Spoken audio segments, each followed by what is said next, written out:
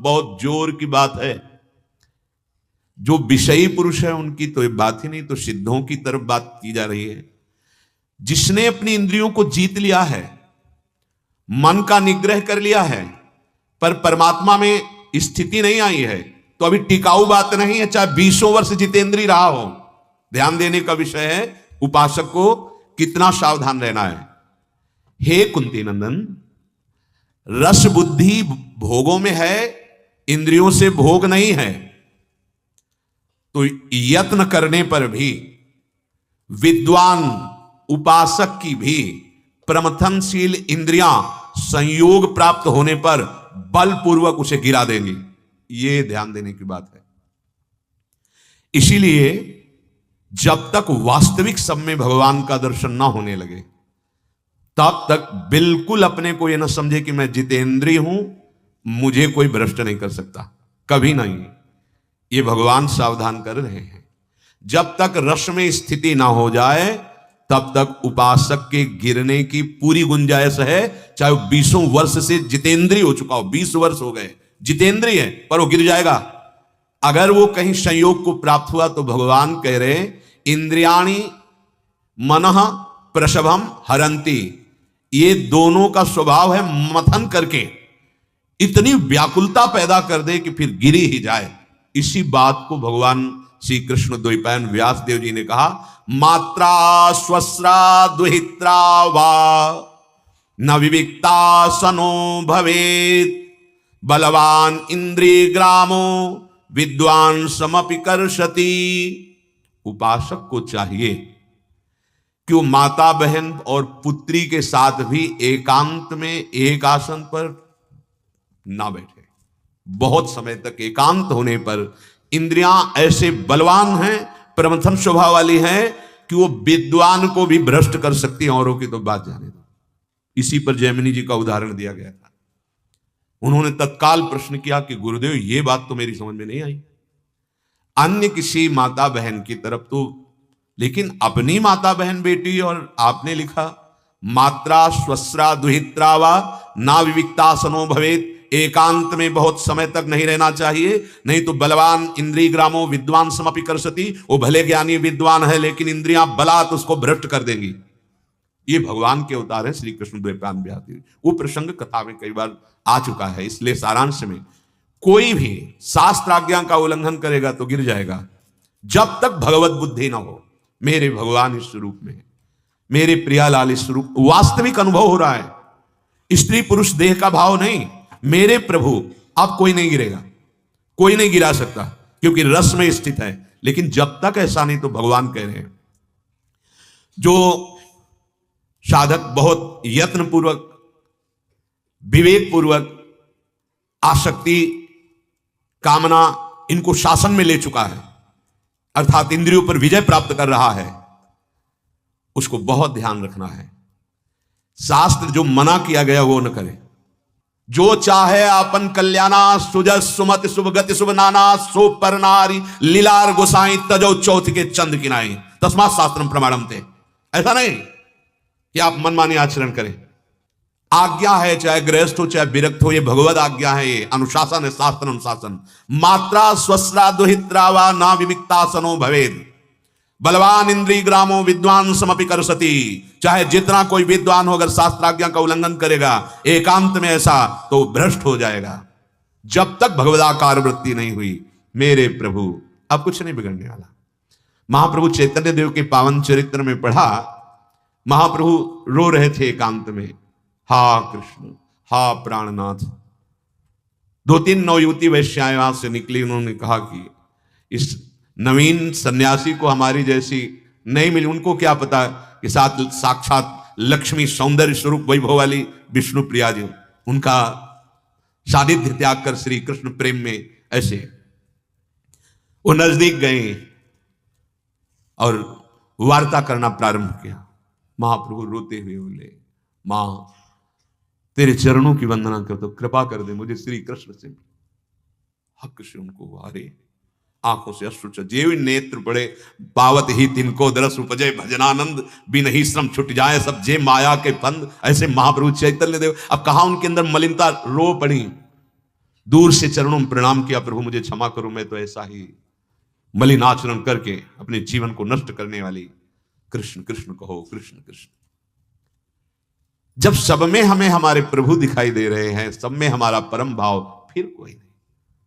जब तक हमें स्त्री दिखाई दे, पुरुष दिखाई दे, भाव में अपवित्रता आने की संभावना है। इसीलिए भगवान कह रहे हैं यत तो ह्रापि कौन्तेय पुरुषस्य विपश्चिता। जब तक ये बुद्धि है कि ये भोगा जा सकता है, ऐसी बुद्धि है, तब तक यत्न करते हुए भी विद्वान उपासक की इंद्रियां प्रमथनशील है, सावधान उसे भ्रष्ट कर देंगी। ये तानि सर्वाणि संयम्य, ये तो पहले भी कह चुके कि वो अपनी इंद्रियों को जितेंद्रिय किया हुआ है, संयम में लिए हुए। इतना ही नहीं, युक्त आसीत मत्परहा, ये खास बात यहां जो बता रहे हैं भगवान, युक्त आसीत मत्परहा वसे ही यस्येन्द्रियाणि तस्य प्रज्ञा प्रतिष्ठिता। साधक संपूर्ण इंद्रियों को वश में करे, करना ही है, पर मेरे परायण होकर। ये खास बात, भगवान का आश्रय और भगवान का चिंतन चल रहा है, नाम जप कर रहा है, किसी की ताकत नहीं कि भ्रष्ट कर दे। पक्का विश्वास रखना, करो सदा तिन कह रखवारी, जिम बालक राखे महतारी। मन और इंद्रियों पर ऐसे भगवान शासन रखते हैं जैसे अर्जुन के रथ के घोड़ों की लगाम पकड़े हैं ना, ऐसे उपासक के हृदय में भगवान उसको आश्रित मत पराया, मत परहा, मेरे परायण, मेरे परायण, नाम जप, लीला गायन, भगवत आश्रय और आज्ञा का पालन। भगवान कहते हैं मेरा वही सेवक है जो मम अनुशासन माने, मेरी आज्ञा, भगवान की आज्ञा है, ऐसा कभी गलती ना करे। जो शास्त्र कह रहा वैसे चले, चाहे गुरु बहन हो, कोई भी संबंध हो, अकेले कभी संभाषण न करे, मर्यादा है। चाहे गुरु भाई हो, जैसी मर्यादा रखी गई वैसे।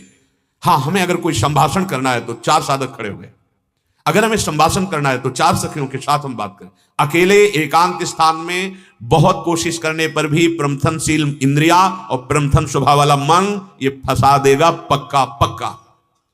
बहुत सावधानी की आवश्यकता है, बहुत कीमती आपका जीवन है। आप जिस मार्ग में चले हैं अनंत जन्मों की बिगड़ी बन जाएगी, बस संभाल लीजिए।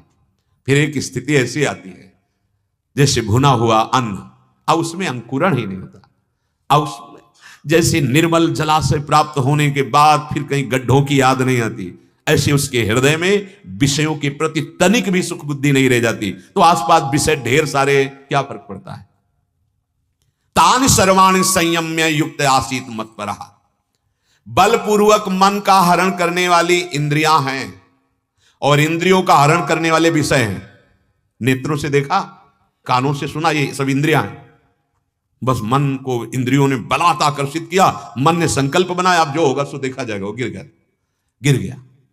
कामना इतनी प्रबल हुई कि स्मृति काम ही नहीं कर पाई।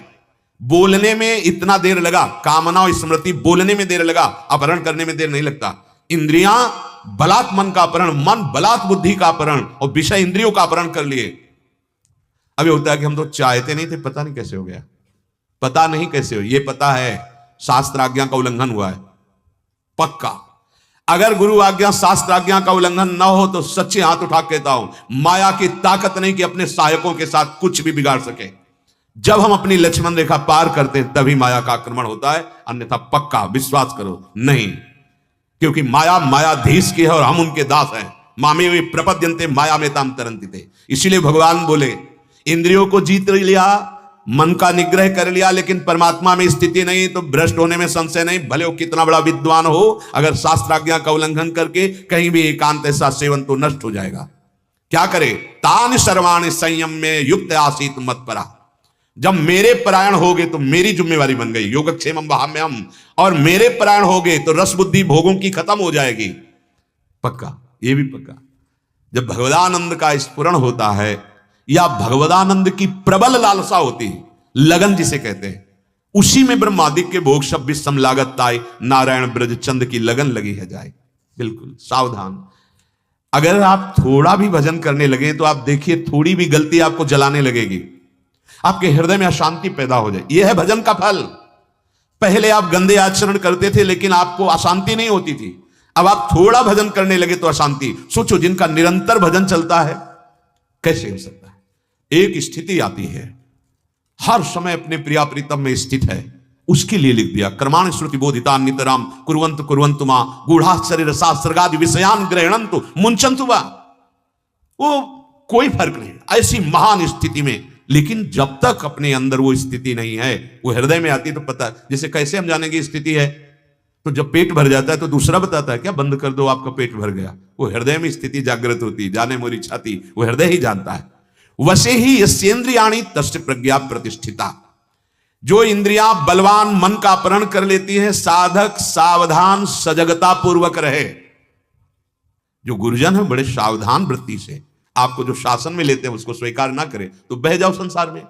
कोई भी दृश्य आपको फंसा सकता है। जिनके पास मोबाइल है बहुत अच्छा लाभ ले सकते हो आप। बड़े बड़े महापुरुषों के सत्संग सुन सकते हो, बड़े बड़े महापुरुषों के दर्शन कर सकते हो, कहीं भी किसी भी धाम की लीला का दर्शन कर सकते हो, रास दर्शन कर सकते हो। गंदी बातें क्यों देखो, जिससे हमारा मन चंचल हो क्यों देखो। हम बार बार एकाग्रता, ऐसे तो किसी माता बहन को एकाग्रता पूर्वक समाज में देख नहीं सकते, पर आपके पास यंत्र है एकांत होश में सजगता पूर्वक अपनी इंद्रियों को विषयों का दर्शन करने से भी बचावे जब तक भगवत प्राप्ति न हो। बहुत सावधान रहे। नैमिषारण्य के एक महात्मा आते थे, वो प्रयास से रहते, चलो स्वामी जी भिक्षा के लिए चल, पीछे पीछे ना बोलना ना देखना, बैठे बस। बहुत बहुत नारायण बोल दिए तो बोल दिए, नहीं बोल। हरि बाबा लाखों भगत थे, पर वो ये गुरुजन महापुरुष ऐसे क्यों रहते हैं? क्या इनमें सामर्थ्य नहीं है क्या? ये देख नहीं सकते क्या? अरे नहीं भाई, इनकी दृष्टि में केवल प्रभु बैठे हैं। पर तस्मा शास्त्रम प्रमाणन्ते, बहुत होश में। शास्त्र आज्ञा का उल्लंघन करने वाला सिद्ध हो नहीं सकता। जो सिद्ध पुरुष है वो तो इसी से सिद्ध हुए हैं, तो उनका स्वभाव ही बन गया है। मनमानी आचरण करने वाला कभी भगवदानंद का अनुभव नहीं कर सकता। तात्पर्य यह हुआ कि साधक जब अपनी इंद्रियों को वश में करके, मन को वश में करके प्रभु में लीन होने के लिए चल रहा है, तो अभिमान ना करे कि मैं जितेंद्रिय हूं। दूसरी बात, ये जब अभिमान होता है तब मेरा कौन क्या बिगाड़ लेगा। अब दो बातें आ गई और दोनों गिराने वाली है। पहली हुई शास्त्र के विपरीत बात, इंद्रियों और मन को जो हम जीत पाए हैं वो गुरु कृपा से जीत पाए हैं। उनके द्वारा दी हुई युक्ति, उनके द्वारा दिया हुआ मंत्र नाम से, तो गुरु कृपा से हमारी इंद्रियां, हमारा मन हमारे शासन में आया, हम उनकी गुलामी से मुक्त हो रहे हैं। मुझे कोई बिगाड़ नहीं सकता, ऐसा अभिमान नहीं। इतने बड़े भगवत अवतारी, भगवत पार्षद अगर अहम कर लें तो धूल दूसरी तो अहम कर देते हैं भगवान। अपने लोग तो बहुत बहुत ही कृपा से केवल चल रहे हैं। छोड़ दिया जाए तो दलदल में गिरे हुए हैं। अपनी बात कहते हैं, अपने लोग तो ऐसे चल रहे हैं जैसे दुकान की सामग्री देख के बच्चा दौड़े लेने के लिए, पर बहुत जोर से माँ ने कलाई पकड़ रखी और झटक के वो अपने समय, ऐसे नहीं चल, ऐसे चल रहे। अपने तो जो देखते उधर ललायत हो जाते हैं, पर सदगुरु कृपा, श्री जी की कृपा झटक करके सतमार्ग में चला रही। तो हमें दैन्य रहना है कि हम नहीं चल रहे, हमें चलाया जा रहा है। अगर हम चल रहे हैं तो अहंकार आ जाएगा, अहंकार आ जाएगा तो कौन मेरा बिगाड़ सकता है। फिर बिगड़ जाएगा, फिर बिगड़ जाएगा। बड़े बड़ों को भगवान ने अहंकार आने पर ऐसी जगह फंसा दिया कि फिर त्राहिमाम बोलना पड़ा। अहंकार नहीं, दो बातें करें। जितेंद्रियता बढ़ रही तो अहंकार नहीं। अहंकार का लक्षण है मनमानी आचरण करने में उतारू हो जाना, नहीं, पतन हो जाएगा, सावधान। अभिमान साधक को जहां आया वहीं से उन्नति खत्म, पतन शुरू। भगवान से विमुख करना अभिमान का लक्षण है। इंद्रियों का संयमन अपने बल का अभिमान से नहीं होता, भगवत कृपा से हो रहा है। प्रभु बड़ी करुणा कर रहे हैं। हमारा जो प्रयास हो रहा है भगवत बल से हो रहा है, भगवत कृपा ही है। इसलिए मत परायण भगवान बोला, मत परा। भगवान की कृपा का हर समय चिंतन होना, और भगवान के परायण का तात्पर्य है भगवान की आज्ञा पालन करना। अब उसकी सिद्धावस्था में कोई संशय नहीं होगा, वो सिद्ध हो जाएगा। हमारी इंद्रियां, हमारा मन संयम में हो रहा है, इसका अभिमान नहीं, क्योंकि भगवत कृपा से हो रहा है। मेरे करुणा निधान आराध्य देव गुरुदेव कृपा कर रहे हैं, इसलिए ऐसा हो रहा है। दूसरी बात, भगवत आज्ञा का उल्लंघन नहीं। जब लिखा हुआ है कि नहीं संभाषण करना एकांत में, नहीं बैठना एकांत में, नहीं मिलना, तो आपको वैसे ही आचरण करने चाहिए। साधन की सिद्धावस्था दो भाव, पहला, सब कुछ भगवत कृपा से हो रहा है, अभिमान नहीं। दूसरा, मेरे गुरुदेव हरि का जो आदेश है वैसा अक्षरशः जीवन में होना चाहिए। मानव शरीर मिला, बहुत बड़ी हरि की कृपा। सत्संग मिला, बहुत बड़ी हरि की कृपा। साधना मिली, बहुत बड़ी हरि की कृपा। साधना में रुचि हुई, बहुत बड़ी हरि की कृपा। अब सिद्ध भी हो जाओगे हरि की कृपा से। बस प्रभु की कृपा पर दृष्टि रखो, आज्ञा उल्लंघन नहीं। आज्ञा उल्लंघन करने में देर नहीं लगती साधक को, वो डरता नहीं है। अरे यही डर अपि हरिवंशित, डरो, आज्ञा उल्लंघन कर दोगे फिसल जाओगे, बहुत ही फिसलन है। पर साधक जब अपने मन बुद्धि के अनुसार चलता है तो आज्ञा का महत्व नहीं समझ पाता। हाँ, कहा था ऐसा, लेकिन व्यवहार में तो ऐसा हो करना पड़ेगा ना। अगर आपको व्यवहार करने की आज्ञा दी तो सामर्थ्य भी दी, पक्का समझ लेना। गुरु कृपा कवच तुम्हारे ऊपर लगा रहेगा, जाओ तुम बात करो, देखते कौन बिगाड़ सकता है। नहीं बिगाड़ पाएगा, क्योंकि गुरु कृपा कवच है, आज्ञा हो गई, जाओ। जैसे भगवान आज्ञा करें, लड़, युद्ध कर इनसे, तो भगवान कवच की तरह बैठे रहे। बड़े बड़े दिव्यास्त्र उनकी दृष्टि मात्र से नष्ट हो जाते थे। तो जब गुरु कृपा, हरि कृपा, फिर आपको अगर व्यवहार का आदेश है तो कोई नहीं भ्रष्ट कर सकता। और अगर आपको आज्ञा है परमार्थ में कि व्यवहार शून्य जीवन, तो आप व्यवहार बिल्कुल स्वीकार न कीजिए, नहीं तो आप फिर भ्रष्ट हो जाएंगे। उपासक की प्रधानता आज्ञा पर रहनी चाहिए। पुरुषार्थ आज्ञा की पूर्ति में, ना कि आज्ञा उल्लंघन में। अतः भगवान की विशेष कृपा उसके ऊपर होने लगेगी और वो भगवत परायण हो जाएगा। जो भगवान कह रहे मत पराहा। प्रभु के परायण का मतलब केवल प्रभु से अपनापन और उन्हीं में महत्व बुद्धि। प्रभु मेरे हैं, मैं प्रभु का हूं, संसार में कोई मेरा नहीं है और मैं संसार का नहीं हूं। ये आ जाएगा भगवत कृपा से। बोले अगर संसार मेरा कोई नहीं, इसमें मैं किसी का नहीं, तो फिर ये घर गृहस्थी कैसे चलेगी? भगवत भाव, उससे और ज्यादा प्रीति, उससे और ज्यादा निर्मलता। जरा सा तुम्हारे घर में कोई विपरीत बोल दिया, लड़ाई कर बैठे, क्या प्यार है? जब प्रीति आएगी, भगवत भाव आएगा, तो मुस्कुराकर टाल दोगे और बढ़िया गृहस्थी का व्यवहार बनेगा। प्रभु ऐसे उपासक के भाव में हर समय बने रहते हैं। ध्यान दीजिए, जिसके हृदय में निश्चय हो गया कि मैं प्रभु का, प्रभु मेरे, मैं संसार का नहीं, संसार में कोई मेरा नहीं, हर समय प्रभु उसके भाव देश में बने रहते हैं। यही अनन्य भजन है। साधक का मैंपन प्रभु में समर्पित हो जाता है। साधन की सफलता भगवत परायणता में है। बड़ी महिमा है जो भगवत परायण साधक हो गए हैं। वशे ही यसेंद्रियाणि तस्य प्रज्ञा प्रतिष्ठिता। वो अपनी इंद्रियों को वश में करने वाला भगवत परायण महापुरुष सिद्ध कहा जाता है। श्री भगवान कह रहे हैं, यदि आज्ञा उल्लंघन करोगे, यदि मेरे परायण नहीं रहोगे, तो ध्यायतो विषयान पुंसः, बहुत ध्यान देने योग्य बात है। ध्यायतो विषयान पुंसः संगस्तेषु उपजायते, संगात् संजायते कामः, कामात् क्रोधोऽभिजायते, क्रोधात् भवति सम्मोहः, सम्मोहात् स्मृति विभ्रमः, स्मृति भ्रंशात् बुद्धिनाशो, बुद्धिनाशात् प्रणश्यति। जो आज्ञा उल्लंघन करता है उस साधक का विषय चिंतन बनने लगता है। यह है सर्वनाश। कई बार वर्णन किया है कि साधक का एकांत पवित्र होना चाहिए। समाज तो व्यवहार में सब कोई पवित्र रहने की चेष्टा करेगा, थोड़ी भी हरकत आपकी पकड़ी जाएगी।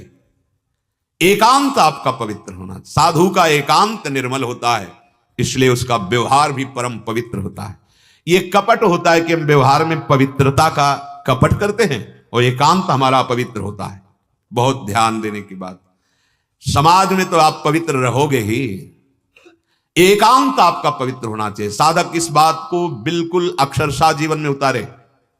आपका एकांत श्रवण, दर्शन, चिंतन पवित्र होना चाहिए। एकांत में एकदम सजग रहना चाहिए, छूट नहीं देनी चाहिए। अब अपने कमरे में गए, बंद किया कमरा, अब तो हम स्वतंत्र नहीं। देखना उसी समय जिनको तुम शासन में ले रहे हो वो तुम्हें गुलाम बनाने की चेष्टा करेंगे। इंद्रियां, मन, बुद्धि। अगर आप आज्ञा पे नहीं हैं, देखो प्रारंभ में जो सदगुरुदेव भगवान कृपा करी थी, प्रथम दीक्षा, तो उन्होंने बताया था कि बच्चा जब तक नींद ना आ जाए तब तक खाली मत रहना। गुरु कृपा से ऐसे सदगुरुदेव भगवान के वचन मिले कि प्रबल लालसा से जो भगे थे तो वैसे ही भगवान ने हाथ पकड़ लिया। बहुत ही निरंतर जप प्रधान जीवन महाराज जी का था। उन्होंने जप में ही लगाया, जब तक नींद ना आवे तब तक हाथ में माला और जपते रहना। कुछ पाठ के क्रम और अधिक जप में लगाया, प्रारंभ से ही जप में, और कहा इस माला से जपने की परिपक्व अवस्था है कि बिना माला के प्रति श्वास में अधिक से अधिक नाम और मंत्र का अभ्यास किया जाए। यह भी बात दिमाग में बैठ गई। 11 बजे रात्रि तक प्रारंभ में जो दिनचर्या बनी हुई थी, जग करके जप करना, और 2 बजे 2:30 बजे गुरुदेव भगवान को उठा देते थे। उस समय उठने की तो सामर्थ्य नहीं थी, नई अवस्था। उठ, देख, बैठ, भजन का समय, चल बैठ, फौरन बैठाल देते अपने पास। तखत में महाराज जी सोते, जब इन पे पास ही सुला, बड़ा माँ का जैसा स्वरूप, दुलार के तभी। हाँ, बस वहां से बात बैठ गई कि मेरे चिंतन में निरंतर मंत्र रहना चाहिए, नाम जप निरंतर चलना चाहिए, विषय चिंतन के लिए जगह ही ना दी जाए। खास बात है, अगर आप माला में ही केवल अभ्यास करेंगे तो जब माला छोड़ देंगे तो मन कहेगा देखो 11 की बात हुई थी, हो गया, अपना नियम पूरा हो गया, अब चलो। नहीं, इसको 11 तो बाहर से फंसाना ही है माला से, पर अंदर श्वासों की माला में कोई भी श्वास खाली ना जाए। अब जब हम शयन करने के लिए अपनी दिनचर्या पूर्ण करके अकेले कमरे में हुए, तब ध्यान देना, ये अनुभव की बात कहते हैं। इंद्रिय और मन आप पर शासन करेंगे। अब बहुत जोर की लड़ाई है आपकी, क्योंकि एकांत हो, कोई भी चेष्टा भगवत मार्ग के विरुद्ध ना होने पावे शरीर से और ना मन से। ध्यायतो विषयान पुंसः संगस्तेषुपजायते, संगात संजायते कामः, कामात क्रोधो भी जायते। पूरा पूरा परमार्थ नष्ट हो जाएगा। जहां विषयों का चिंतन हुआ, ये मोबाइल बहुत हानिकारक है यदि विपरीत दिशा में गए आप, बार बार इसलिए सावधान कर रहे हैं, इसमें पूरा संसार है। अगर आप सावधान नहीं हैं तो उसमें एक सुविधा तो भजन की है कि आप सत्संग सुन रहे हैं, उसमें बहुत सी ऐसी असुविधाएं हैं जो भजन विरोधी हैं। आप बहुत सावधान। आप यदि एकांत में मनोरंजन में फंस गए तो केवल स्वांग चलेगा भक्ति का।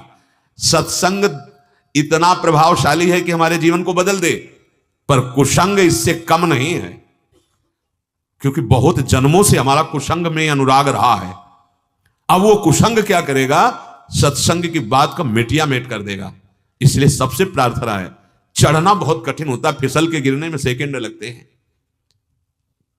शायद है कोई अच्छा उपासक क्यों एकांत में कुसंग करेगा, पर मोबाइल से कुसंग करने में उसको कोई संकोच नहीं लगे, कोई देख नहीं रहा। तो भाई, ये किसी और के साथ नहीं कर रहे हो, आप हमें धोखा नहीं दे रहे हो, आप अपने को धोखा दे रहे हो। कोई भी विषय बढ़ावे की बात सुनोगे, देखोगे तो ध्यायतो विषयान पुंसः, आपका ध्यान विषयों का बनने लगेगा, चिंतन विषयों का होने लगेगा। अगर चिंतन प्रभु का हो रहा है, सच्ची बात मानना, वो कहीं भी हो, कुछ भी उसका नहीं बिगड़ सकता। तभी कहा है गृहणंतु मुंचन्तु वा, चिंतन अनन्यस चिंतयन्तु माम। यही सिद्ध पुरुष का स्वरूप होता है। कोई भी चेष्टाएं हो रही है, उसका चिंतन भगवदाकार, अब कुछ नहीं बिगड़ने वाला। तो क्या उससे भी पापाचरण होता है क्या? नहीं, पापाचरण अहंकार से होता है। अहंकार तो न जाने कहां लीन हो गया परम सत्य में। अब वो केवल यंत्रवत चेष्टाएं हो रही हैं, विषयों का चिंतन न होने पाए। भाई, खास बात भगवान यहां वर्णन कर रहे हैं। अगर विषयों का चिंतन हुआ तो उन विषयों का संग अंदर से जो हो रहा है चिंतन में, अब वो राग पैदा कर देगी। कोई भी भोग किसी भी इंद्रिय का तभी आपको व्याकुल करता है जब पहले वो सब चिंतन में हो जाता है। आज ये चीज खाई जाए, वो चीज आएगी चिंतन में, उसका स्वाद आएगा, खाने की प्रक्रिया आएगी, अब मन में संकल्प बन गया। यहां सावधान रहना है। जिस समय आपका मन विषय चिंतन किसी भी विषय में, उसी समय उसको डिलीट करो। राधा राधा राधा राधा राधा राधा राधा राधा, वो कहेगा चुप रहो, देखो हम कितनी बढ़िया चीज भेज रहे हैं आपके सामने से, देखो इसका मनन करो। बस आपको उसकी सुने नहीं लगी, राधा राधा राधा, वो जलेगा, वो आपको परास्त करना चाहेगा। राधा राधा राधा राधा राधा, बच गए। आया था वेग, जीत गए। यम ही न व्यथ्यन्ते ते पुरुषम पुरुषर्षभ, जो ऐसी व्यथा से व्यथित नहीं हुआ वो श्रेष्ठ महापुरुष, वो अमृत पद का अधिकारी हो जाता है। ध्यान दीजिए, एकांत में या कहीं भी विषय चिंतन ना होने पाए। कोई भी विषय में तभी परास्त करता है, लुभायमान करता है, जब उसका चिंतन हो जाता है। चिंतन से बच जाओ तो सामर्थ्य नहीं विषय की कि गिरा दे आपको। पहले चिंतन, जहां चिंतन जाना चाहिए, आज तो जुवत तेरो बदल आनंद भरो, वहां आनंद। ऐसे ही हर इंद्री का विषय आप देख लेना, पहले चिंतन।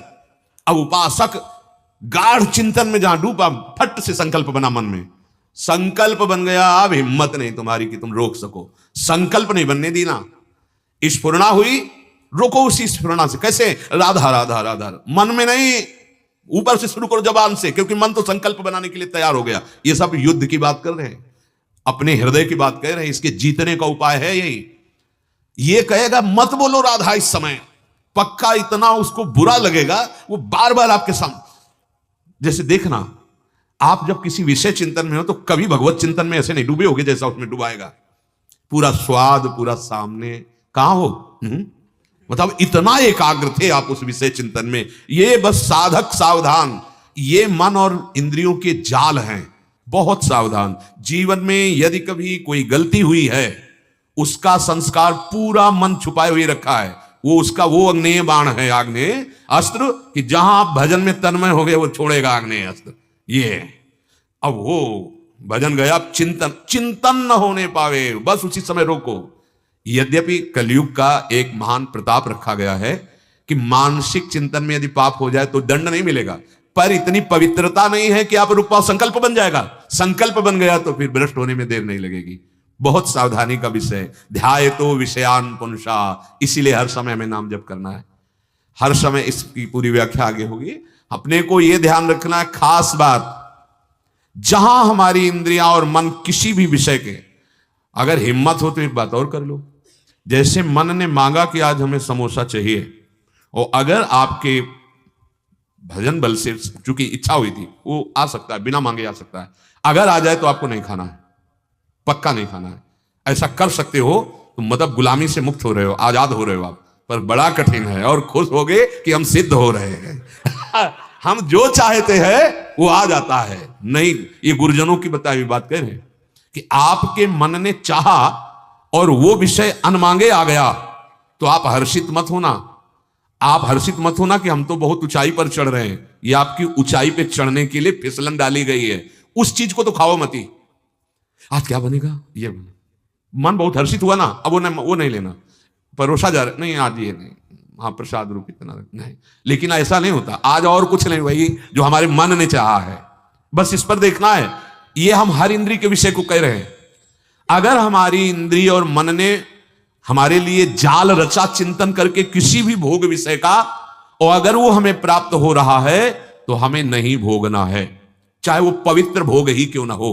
तो आप मन बुद्धि चित्त अहम अंतःकरण चारों को पवित्र करने में समर्थ हो जाएंगे। आप इंद्रियों के गुलाम नहीं, इंद्रियां आपके अधीन हो जाएंगी। भगवान नाम जप और सत्संग से प्राप्त युक्तियों के द्वारा। बहुत मन चंचल है, बहुत इंद्रियां चंचल हैं, पर गुरु जी के द्वारा दी हुई युक्ति से ये नहीं निकल सकते, ये नहीं भाग पाएंगे। अपने अगर अहम आ गए तो इनकी युक्ति से आप नहीं बच पाएंगे, बड़े बड़ों को फिसला देते। इसीलिए कहा, चाहे शिव विरंच सम होई, बिन गुरु भवनिधि तरह न कोई। नाम जप करो, भगवद आश्रित रहो, जो सत्संग सुनो उसका खूब मनन करो। जीवन बहुत थोड़ा है, कब तुम्हारी आखिरी श्वास हो जाए इसका पता नहीं है, इसलिए हर श्वास में राधा राधा राधा।